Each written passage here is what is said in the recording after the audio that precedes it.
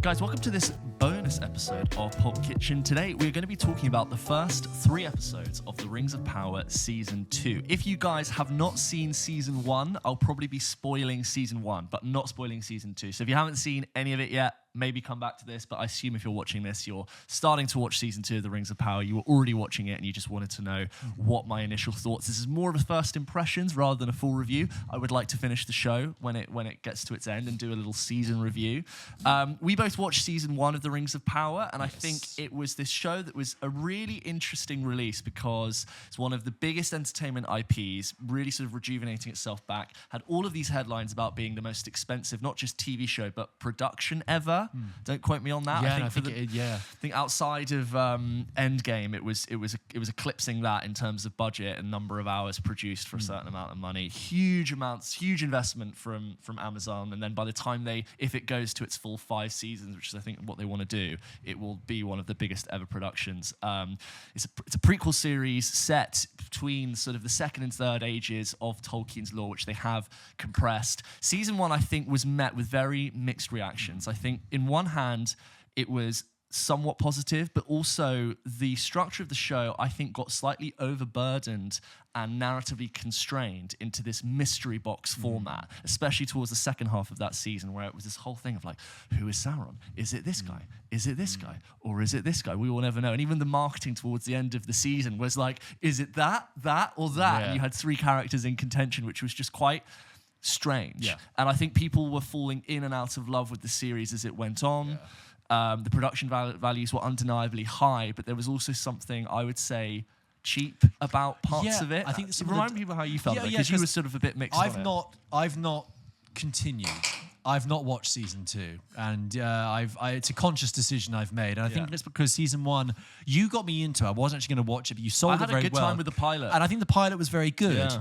And I watched it with Anna, and she got into it more than I did, and she's not really she's got no back catalogue history with the lore.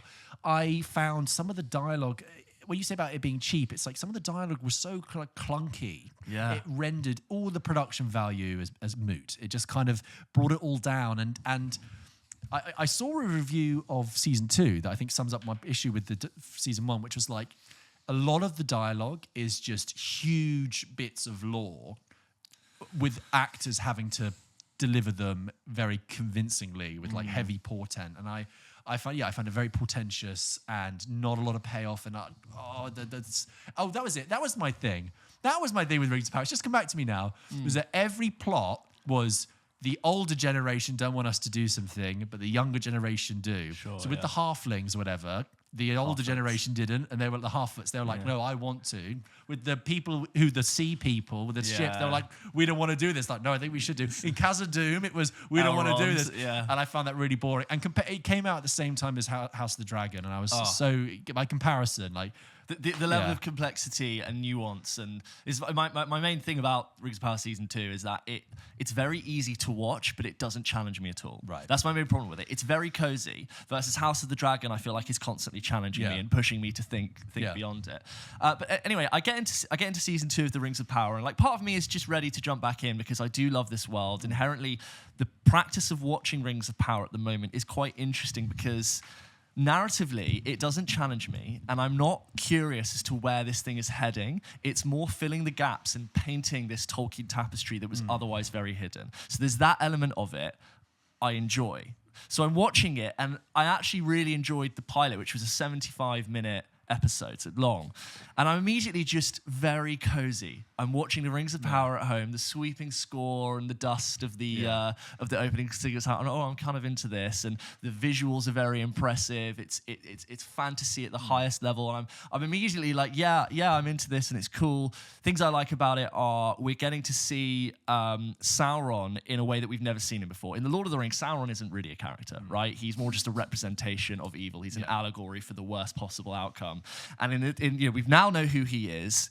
And you're seeing Sauron in this thing that's only ever been alluded to in things like the Silmarillion or in just like other bits of lore, which is him as the deceiver. And I think that's quite fun because we don't actually know how he managed to convince the elves, the dwarves, and the men to fall under his spell, the rings of power which he's going to make for them. So there's something quite fun. We're seeing him as Anatar, like the giver of gifts. He starts off in the form of a man to deceive Galadriel because that's the most appropriate thing to get him where he needs to be. And in this series, he's taken the form of an elf-like persona with the blonde hair as Anatar, and he's now talking with Celebrimbor, trying to manipulate him to make more rings of power.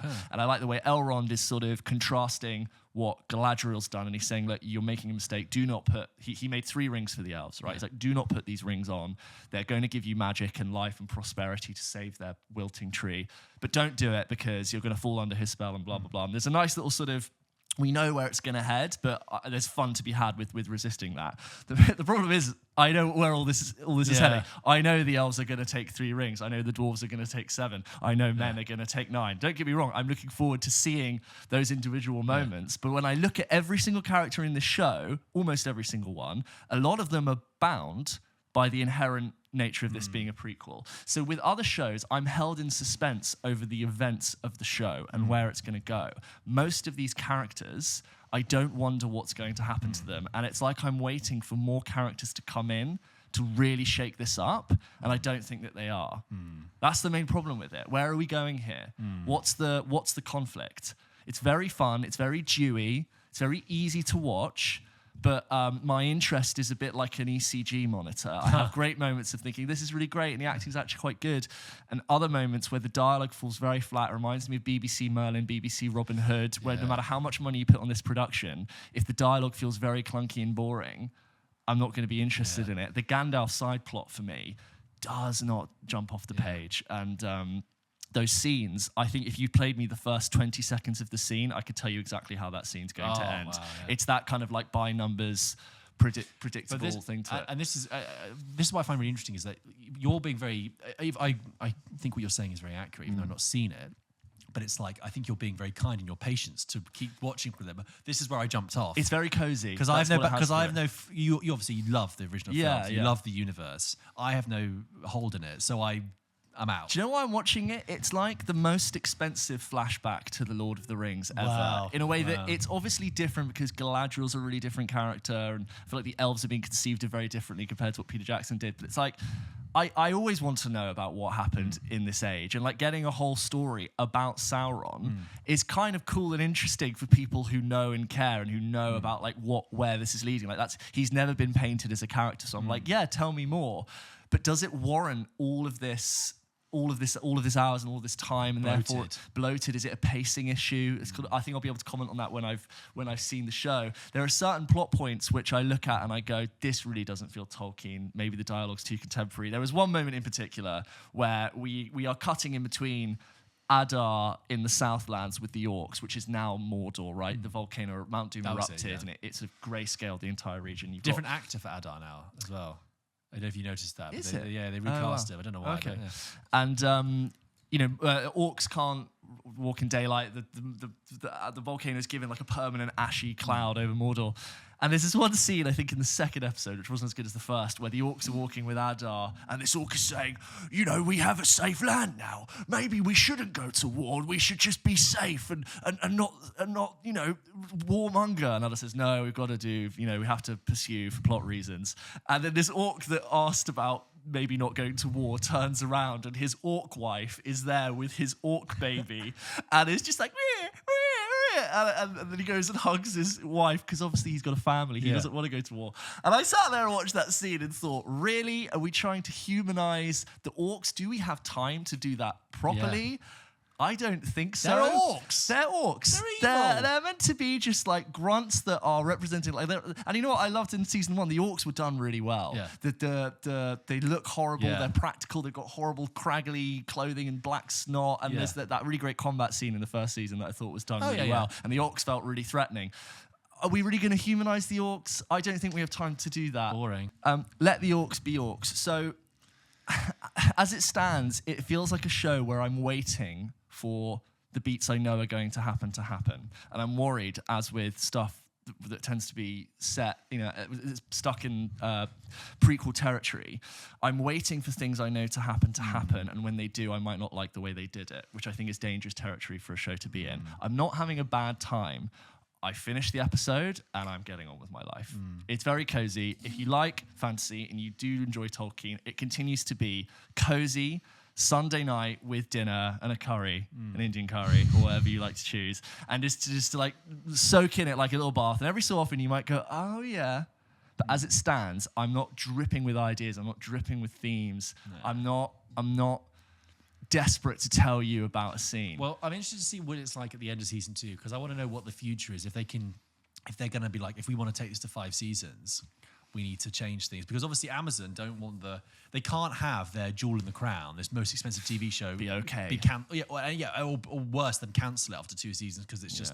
I think it's already been renewed for two more seasons, so I think they're fine. Great. But they're just going to have this kind of bloated, rolling thing in the background. It was interesting after I finished that long pilot, they ended it with what's to come on season 2. It's almost like, thank you for watching the first episode, please stay. And there is loads of what look like huge battles and armies clashing. And I'm like, yeah, but who?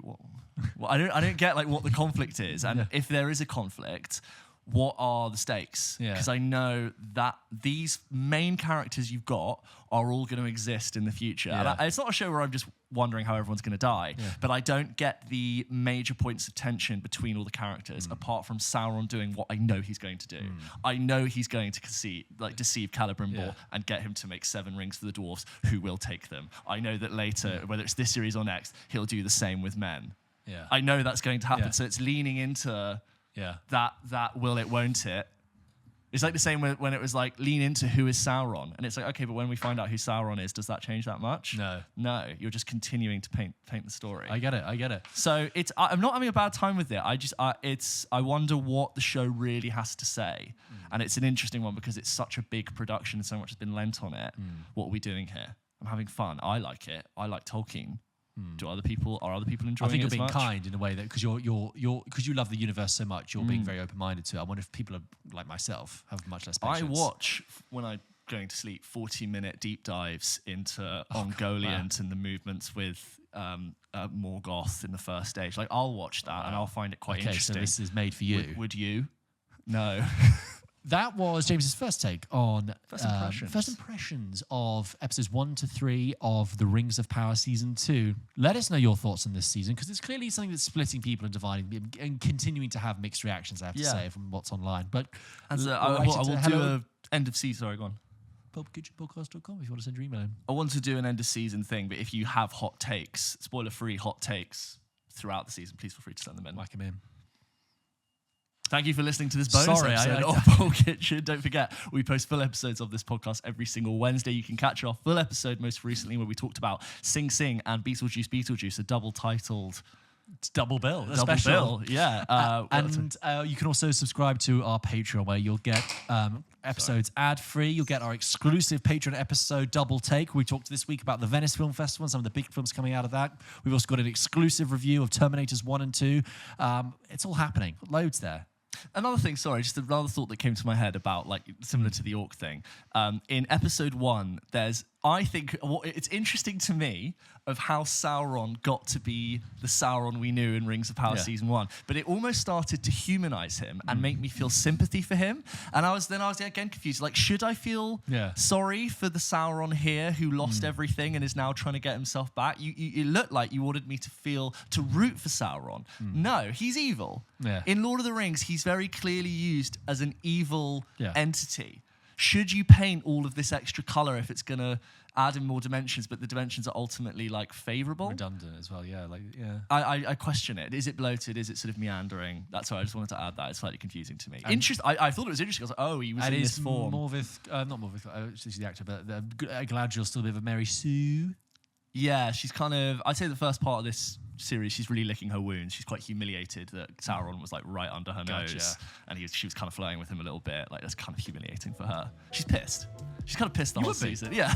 You would be. Yeah, sorry. Just that last thought. Strange. I'll see where it goes. That was the Rings of Power season 2, episodes 1 to 3.